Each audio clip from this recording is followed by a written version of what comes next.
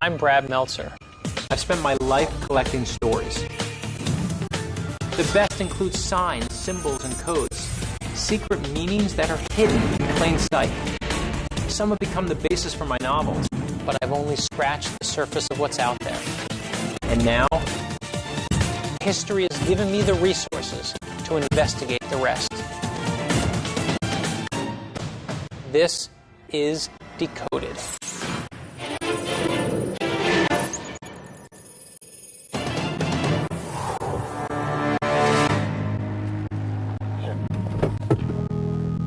You guys, just think about this for a minute.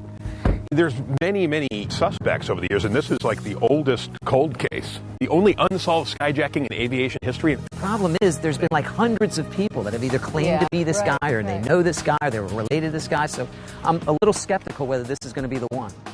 Buddy, Mac, and Scott are chasing down leads that point to Kenny Christensen, a former Northwest Airlines employee being D.B. Cooper. Kenny was never really a suspect in the 1970s, but the book Into the Blast uncovered new evidence that points to Christensen. And I was able to get the co-author, Robert Blevins, to agree to talk. You believe that Kenny Christensen was D.B. Cooper, is that right? I would say 90 to 95% certain that it was.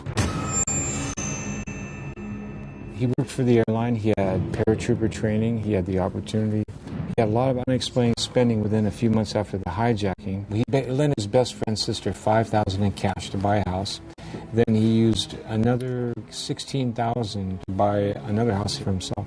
As far as we can tell, Kenny Christensen had one life before the hijacking and a completely different one afterwards. Christensen was making $512 a month. That's a month working for Northwest. So for him to suddenly have money to throw around was definitely suspicious. The FBI, though, ruled Christensen out as a suspect for three reasons. One, he didn't match eyewitness descriptions. Two, he wasn't a career criminal. And three, they don't believe that the hijacker had military training. The parachute rig that the hijacker chose. The parachute that D.B. Cooper actually jumped with is called a Navy Backpack 6. And it's a smaller parachute, more of a military type. But a guy like Kenny Christensen might pick that one over a big, newer sport parachute, especially a person who hadn't jumped in a while. Because he would be familiar with how it worked. That's right. The fact that Kenny Christensen was a paratrooper and obviously D.B. Cooper jumped out of a plane, what helps match that up? I mean, was there something specific about the training? The skyjacker was a pretty tough guy, and so was Kenny. And Kenny went through parachute training where they started out with 262 men and ended up with 80 that actually finished, and he was one of them. So you think Kenny did this and he survived the jump? Yes, I think he jumped out of the back of that 727 and hit the ground, popped off his parachute, disconnected the harness and the container from it, buried the silk part, and put his briefcase and the money bag into the container for the parachute, put it on his back, and walked out of the woods.